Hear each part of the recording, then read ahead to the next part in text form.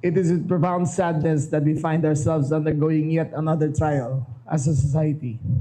In the midst of incessant rains and an impeachment trial, we now find ourselves investigating the latest tragedy in Zamboanga City.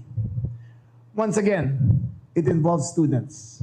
Once again, it involves firearms. Once again, it has cost lives. If we must quarrel as a country about many things, let's not quarrel about this. The safety of our children is paramount to us all. The children know few things about politics. They still have to discover and discern right from wrong. What is confounding is the cruelty of the crime. It is one of the few times where everyone is a victim. The shooter, grade A student, whoever young and troubled he may have been, is himself a victim of what I believe are video games inhabited by actors who induce terror, influencing young and infallible minds. The students, security guards, and others who were injured have no sin except being at the wrong place at the wrong time. We have much to do as a department. We have much to do as a country. As a department, the safety of everyone is paramount. Whether you're caught in a flood or a fire, or you find yourself in the crosshairs of a gunman, we should be protecting you. We should also protect ourselves. Gun ownership is a privilege accorded to those who need to protect themselves. But that privilege carries with it not only the responsibility of ownership, but the responsibility of safekeeping. One cannot exist without the other. We will take the necessary steps to ensure that this kind of tragedy can be prevented. If that hurts the sensibilities of you or of the many, then let your voices be heard. We will make the hard choices in order to protect the Filipino people.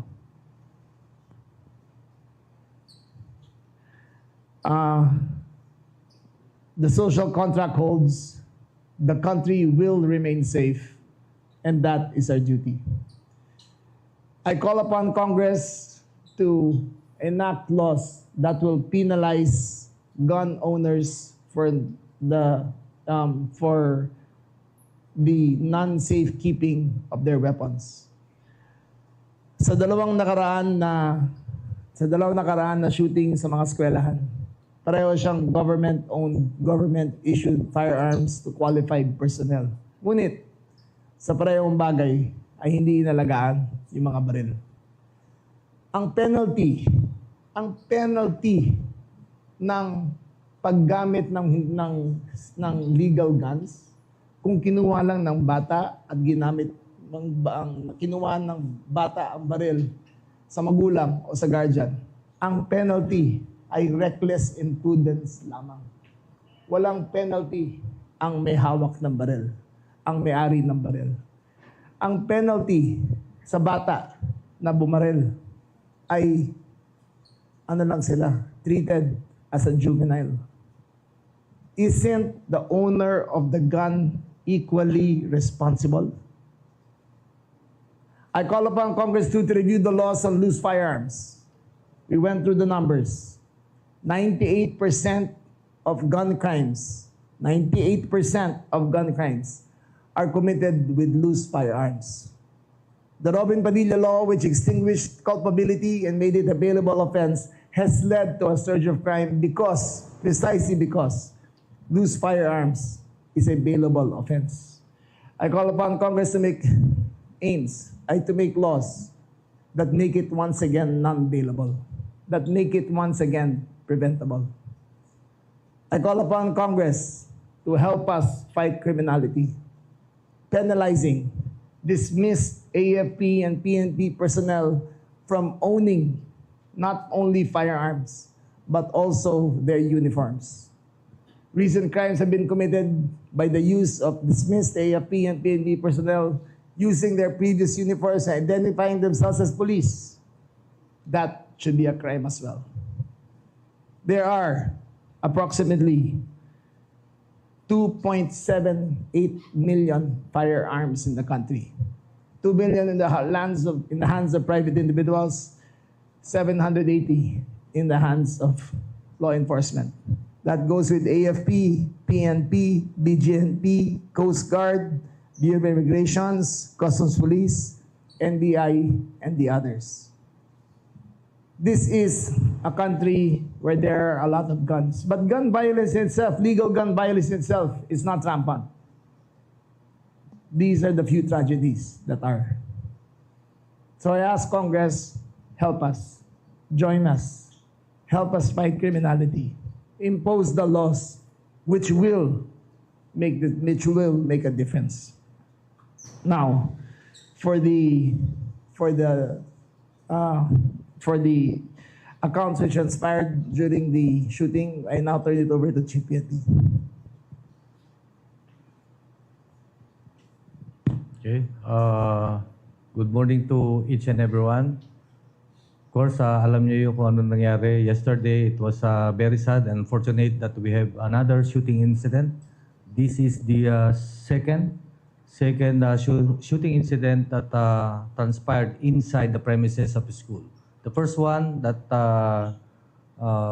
shooting incident was in Tacloban last July 16, and the next is yesterday, early morning at about 7:40, upon entry of this student, a grade 5 student, coming from school with two firearms fired at the building inside the building of that school.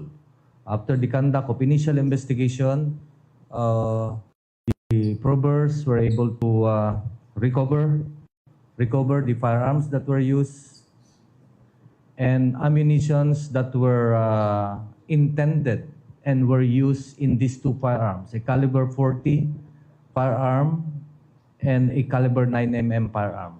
It appears that there are three firearms, and in some social media there were insinuations or items that were seen or posted na appearing to be firearm. It's not. It's only a gadget for the 9mm, particularly for the caliber 40. Yun yung Ronin na ginagamit. Okay? And ammunitions that were used and for usage intended for these two firearms.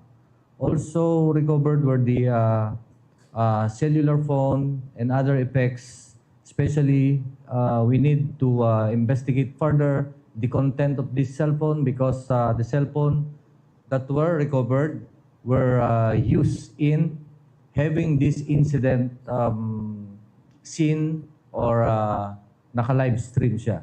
So we are looking into it. And several effects that are material to the conduct of investigation, especially so that we would like to find out the what's in the mind of this child. Having a firearm, shooting at his fellow students, his fellow minors, at kung bakit ginawa niya yon. And the PNP will be investigating all of this, such that as what our SILG will help in further making an action plan in order to make this community as a whole, and particularly the campuses or campus area, be safe. Lalong-lalo na nandito ang ating mga minors na ating mga anak at ating mga kapitbahay. And this will also pave the way for having a responsive or more responsive laws that we may implement, such that all of this will be for the peace and order and security of our community. Thank you. I will add further facts according to our investigation. Ateneo de Zamboanga had ilang security guards? 25 security guards employed. 15 were on duty that morning. 10 were on duty that night.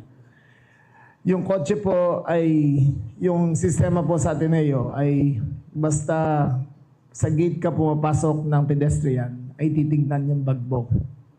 Yung bata po ay sumakay sa kotse ng kanyang ama at hinatid siya at hindi na po kinakapkap at hindi titignan basta sumakay sa kotse. Yung bata po ay dumiretso, bumaba, sa basement at tuloy-tuloy umakyat. Nakita rin po na ang bata po ay nag-live stream to a website called watchpeopledie.com. So, it gives us a scenario na sa kanyang intent ay mapakita sa mundo ang kanyang ginagawa. Furthermore, ang version na ginagamit niya o yung pamamaraan na ginagamit niya ay parang video game, first-person shooter. Nakakabit sa kanyang dibdib at habang ginagawa niya ay nila-live stream niya. Furthermore, there were 2 police vehicles outside Ateneo de Zamboanga. So kung preparation lang at deterrent, nakalagay lahat doon. But we need to go further. Fact number 1, yung may-ari ng baril, yung ama ng shooter, ay sinabi na ang kanyang gun bag ay naiwan niya lang sa kotse. At doon dinukot ng bata. We find it highly improbable. Basta nasa uniform police ka, nasa training niya yan ng gun safety and safekeeping. Lahat ng police dito sa tabi ko, ang turing nila sa kanilang baril ay parang asawa nila yan. Hindi nila iniiwan. Lagi nilang dala. Lahat kayo dito sa media, nandito ngayon, ay marami sa inyo ang gun owners. Meron ba sa inyong nag-iiwan ng baril sa kotse? We find that highly improbable. We still have to do forensic examination on the gadgets of the shooter. Hindi pa natin alam with certainty, but it is with great degree of confidence that he was influenced by the game of Roblox again, because of the manner of which we did it. Roblox in itself is not a dangerous game. It is the chat. It is the chat group that is beside it. Doon nagkakaroon ng biyuan. Doon nagkakaroon ng radicalization. I call upon Congress again to help us control and curb the use of first-person shooter games that influence these young minds. Australia had a great model. Bawal ang social media sa mga bata between so many years old. Baka panahon na tingnan natin yon. Hindi ko sinasabi yan lang ang solusyon. Pero hindi naman one size fits all ang solusyon dito sa problema na to eh. Maraming kailangan gawin. Maraming kailangan gawin ng PNP. Maraming kailangan magtulungan ng Kongreso. Kailangan tutulungan ang lahat na may-ari ng baril. I believe that gun owners should be penalized for the non-safe keeping of their guns. Ngayon, again, ulitin ko, ang liability ng owner ng gun ay para ka lang nagpahiram ng kotse at yung umiram ay nakasagasa. Reckless imprudence. Pumatay na napakaraming tao pero reckless imprudence lang ang charge sa may-ari ng baril. I believe again, loose illegal firearms should be non-bailable. I don't think there should be an argument about that.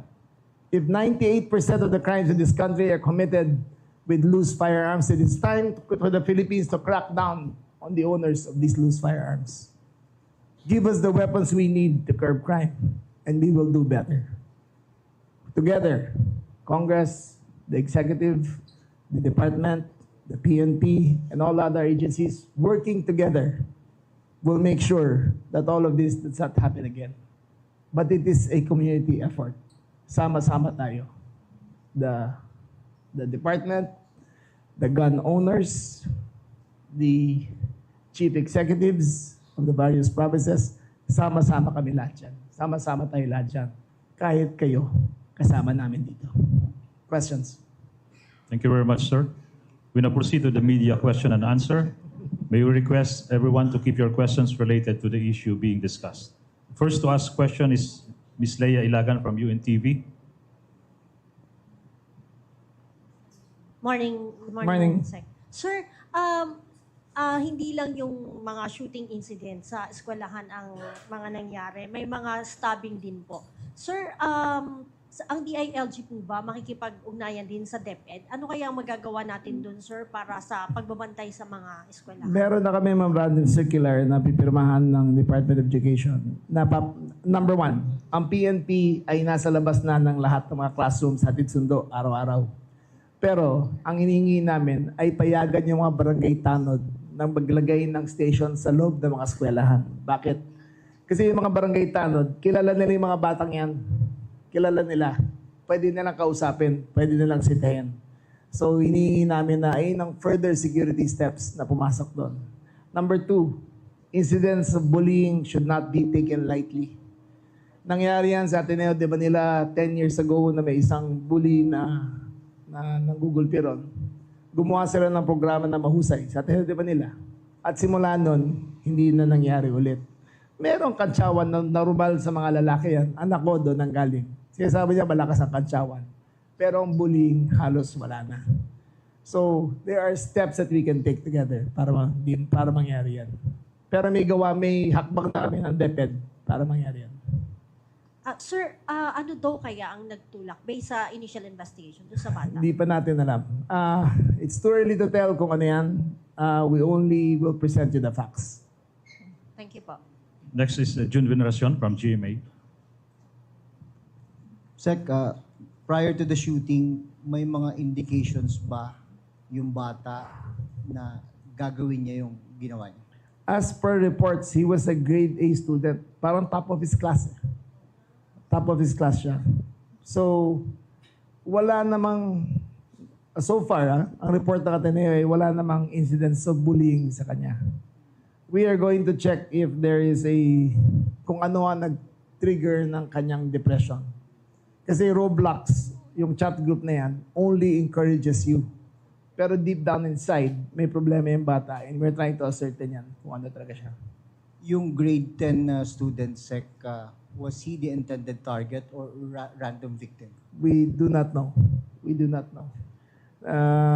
Wala pa kami kasi hindi pa kompleto yung forensics nando doon eh. Pero for all accounts, yung bata daw yun eh, napakabait. Ano rin, honor student rin, pareho niya. Parang lahat ng biktima, wrong place at the wrong time. Ano nangyari? Thank you, sir. Alfred Dalizon from People's Journal to be followed by Edniel Parosa ng DZRH. Morning, Mr. Secretary. Sir, pwede ba namin malaman ilang bala ang pinutok nung bata and how many live ammunition ang nakuha na pwede pa niyang magamit para mamaril pa ng iba before he killed himself? Okay. That is the thing that we would like to find out. Sinabi ko kanina, voluminous ammunitions were recovered that intended for Glock caliber 40 and Glock 9mm. And these items were either spent shells, bullet, nandito na sa harapan. Firearms, there are two firearms, one 9mm and caliber 40. If you're talking about live ammunition, there were two 9mm and 5 caliber 40. Ibig sabihin yan, unfired. Fired cartridges, ito yung mga kapsula. Fired cartridges 4 for 9mm and caliber 43. If you're saying that kung ilan ang nagamit ng firearms, ayun, there are 7. 7 fires. 7 yes, sir. A minimum of 7 firing, 4 from 9mm and 3 for caliber 40. Kaya sinasabi natin minimum kasi siyempre ang paghawak or ang ng scene is through this physical evidence. And then we're still interviewing or investigating each and everyone na nandun kung ilan yung narinig nila. Kasi malalaman natin yan kung meron pang hindi natin nare-recover. Maybe somebody pick it up or what. No? So that's the minimum. Sir, last question to SILG, sir. Sir, pangatlo na po to, na yung sa Tacloban, baril ng Andy, merong nakuhang sa Region 12, student, may dalang baril ng kapatid na army. That's right. And this time, tatay naman, baril niya. That's it. Pangalawa lang yung Yung sa active. na-active. Isa recovered na. Yeah. Pero how are you addressing this problem, sir? Yung negligence. That is ng exactly mga law what I'm enforcement. saying. The law has to be stronger. Lahat ng mga uniform personnel, meron niyang rules na kailangan nilang sundin. Number one nga dyan yung safekeeping, lalo na kung inuuwi. Lahat yan trained. But you are talking about over 700,000 gun, yung legal gun owners ng uniform personnel, AFP and PNP, Coast Guard and BI. 700,000 yan. These two are too many. Despite the large number, it's a small percentage. Sobra na ang nangyari. So we will revisit and we will retrain and we will reiterate their responsibility. Ang frustrating dito, talaga para sa akin, ang responsibility nila ay hindi akma sa krimen na nangyari. Dapat dyan, equally responsible ang gun owner. Again, I want to work with Congress para matapos na to. Para bigyan ng ngipin ng batas for legal and especially illegal firearms. Edniel Paroza from DZRH. Hi, Shek, how did we come up doon sa info na Roblox, again, yung naging avenue para ma-radicalize itong bata? Nakita ba natin, sir, yung initial na trail nung pag-uusap nila through Roblox? So far, may witnesses na nakita siya naglalaro niyan. Pero wala pa kaming, hindi pa tapos ang forensic examination ng kanyang gadgets. So far, we would call it third hand ang nagsabi na gumagamit siya ron. But from the pattern, yung pattern na ginagamit niya na naka-live video feed tapos nilagay niya doon sa letthemdie.com, parang na-radicalize talaga yung bata. The child, according to reports, was a very exceptional student. Number 1 in his class. So, never had behavioral problems. So, we are going to go through all of his gadgets para ma-ascertain namin na talagang ginamit niya yung Roblox para dito. Sir, yung bago ngayon sa kaso na to, lumalabas na may isa pang platform aside from Facebook na pinag-livean siya, yung website na Watch People Die. Anong motibo, bakit kailangan i-live stream doon, sir? Anong initial info natin? We cannot tell. Again, sa tingin ko lang, ni-recreate niya yung scenario na nakikita niya sa video games sa real life. So that's the only realistic na nakikita natin. And sorry, sir, tama ba na itong website ng Watch People Die, may mga, sino yung audience pala rito, sir? Hindi ko rin alam. The first time I heard of it, lumabas lang sa report namin. Ang kausap niya kasi matanda na, hindi naman ako nag-video games kaya hindi ko alam yung mga ganyan But we will examine further kung ano talaga yun. Thank you, sir. Thank you, sir. Karen de Guzman from ABS-CBN. Morning, Sec. Sec, yung naging palaisipan talaga kung paano po napasok yung mga firearms na apparently ay hindi po na-check doon sa loob ng sasakyan. Dahil nangyari po ito sa school, meron din po bang liability yung teacher at yung guard na nandun sa school? Again, wala. As of now, wala. Ang kailangan na napalitan yung protocol. Kasi yung protocol nila, lahat ng mga private schools, pag kotse dumadaan, hindi na titignan. Pag pumapasok sa pedestrian gate, titignan. Gano'n rin naman yung mga public schools natin Kasi titignan sila ng mga tanod, yung mga pulis ando doon. Pero dito kasi, pinapasok yung kotse diretso papunta sa eskwelahan at walang sitahan. So sa tingin niyo po ba may lapses or may kailangan i-review doon sa Review protocol lang. na yan? Review lang. They've been doing the same thing for the last 50 years. Ganun ang ginagawa nila. Nailan nangyari to. So they have to review and they have to reformat their security measures. Sek, ang lumalabas po ngayon ay parang influence po siya nung gaming platform na sinasabi po ninyo. Pero may nabanggit po si Mayor, may kinalaman din po ba doon sa pagka-pressure niya sa kanyang grades, knowing na siya po Well, ay honor student? Tinitignan namin yun kasi nga number 1 siya sa class niya as of report. So titignan namin kung anong status ng mga grades niya. You have to understand that it is barely 26 hours since it's happened. So we will go through everything. Wala kaming stones unturned, pero titignan namin na lahat ng angle na yan. Narinig rin namin yung angle na yan, but hindi namin pwede sabihin for sure kasi hindi pa namin na-interview yung teacher na may hawak ng grades niya. Thank you, ma'am. Eden Santos from Net25. Last one, uli na to. Okay na? Meron pa? Oh. Okay. Secretary Yes. Eden Santos po from Net25. Ito pong mga ganitong insidente ng karahasan sa mga paaralan ay parang gina-justify lang nito yung pangangailangan po ng confidential fund ng Department of Education. Sa tingin ninyo? I have no say on that. That's a trap question eh. So, wag na natin puntahan yan. Okay. I cannot talk for the Department of Education. I am not party to what they have, kung ano meron sila. But that question is loaded and unappreciated. Okay? Na-assume nyo lang po yan. What particular laws po yung gusto ninyo, Secretary, na ipasa po ng Kongreso aside from yung tungkol sa loose firearms?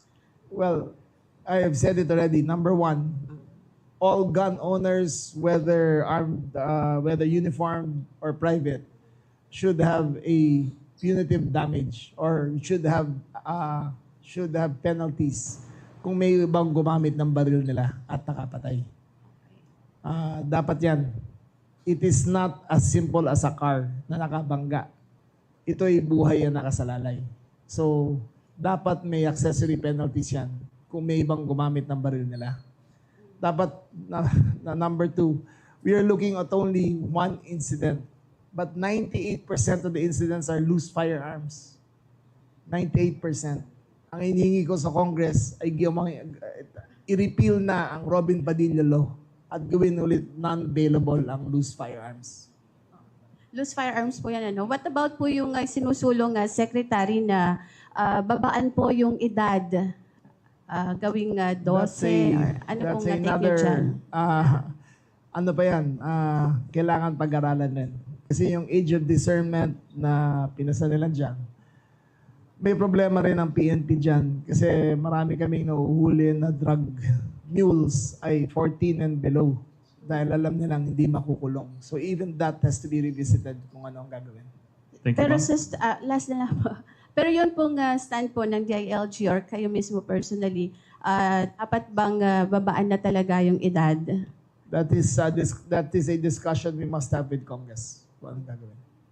Thank you po. Thank you, ma'am. Mr. Secretary, we have 3 more questions from Bea Pineza, IBC 13, Mark Macalala, DCBB, and Marlene Padiernos from DZMM. Okay, book mo ngayon. Sir, good morning. Ginagaya kita, sir. Mahaba book mo ngayon. Yes, sir. Mahaba na. Bagay. Sir. Thank you, sir. I'm flattered. Anyway, sir, going back to the issue, no, I just wanna ask po, kasi there are some informations na medyo different siya dun sa iba't ibang statement po kasi, no. May info na nagbaril sa sarili, may info na Yes. nahulog sa 5th floor. Ano po ba talaga ang tunay na Ang final finding natin ay nagbaril sa sarili, yung bata. Hindi siya tumalon. Mali yung initial report sa amin. Hindi siya tumalon. Nagbaril siya sa sarili. Pero sir, ano ba to? Na-corner po ba siya ng mga authorities or... Ito, hindi. Parang hindi. Parang mag-isa siyang gumawa doon. Everything happened between the span of parang 2 minutes to 3 minutes lang yan. Eh, no? Within 2 minutes lang yan eh. So, kahit yon yung reaction ng mga security guards, hindi pa sila umabot doon kung nasaan siya. Sir, last on my end, kasi may mga info din po na hindi naman daw po yung student na namatay yung target nitong Hindi natin alam kung sino target niya talaga. Pero tinitignan ba natin, sir, yung merong parang pagkukulang sa teachers? Kasi may mga info po na binuli at ipinahiya itong Again, estudyante. we're still at the stage of investigating.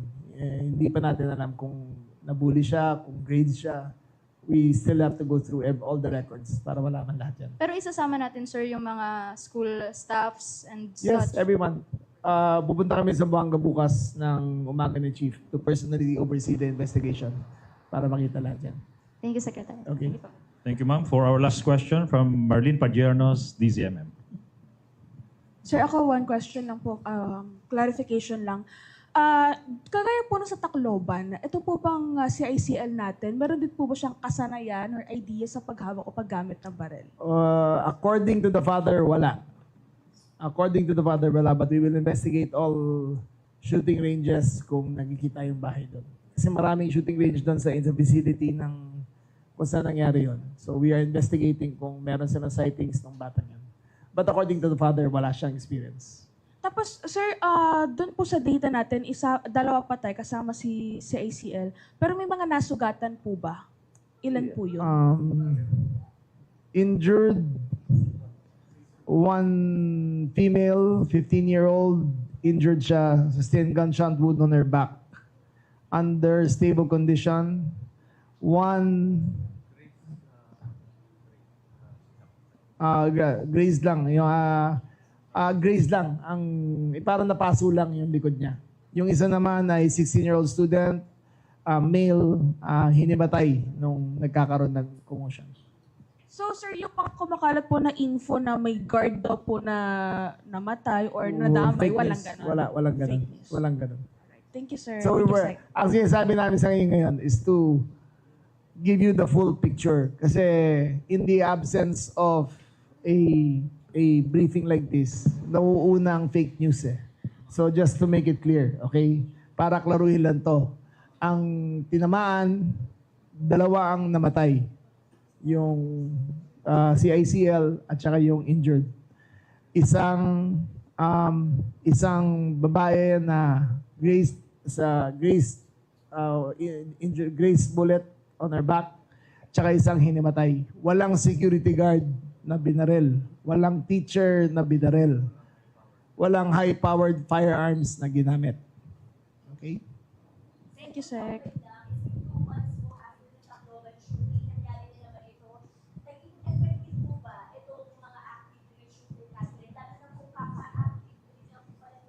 Yes. Lahat kaka-active drill lang ha, kaya it could have been worse. But again, ang hirap magsalita ng ganyan eh. Everyone is still mourning and everyone is still in shock. We are picking up the pieces of what happened.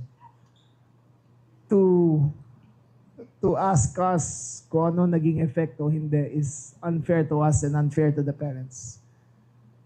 Parents ng namatayan at parents ng pumatay.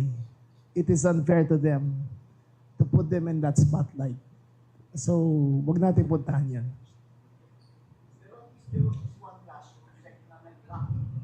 Yes, the active shooting work, the active drill work, nung pumutok yung mga baril, nag-lock yung mga according to drill. Andun yung mga police, nag-respond, pero nasa 4th floor. Before they could get to him, nagsarili na siya. So, yes, it's fair to say that everyone practiced protocols.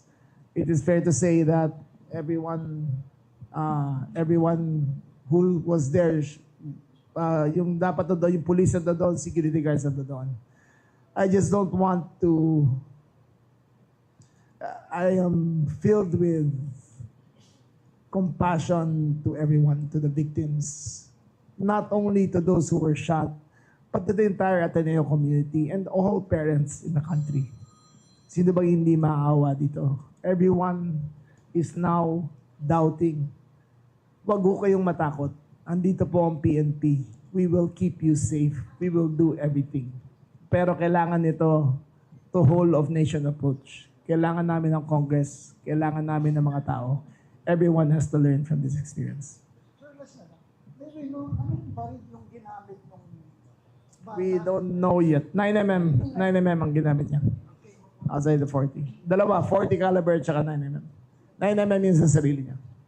Okay, thank you very much.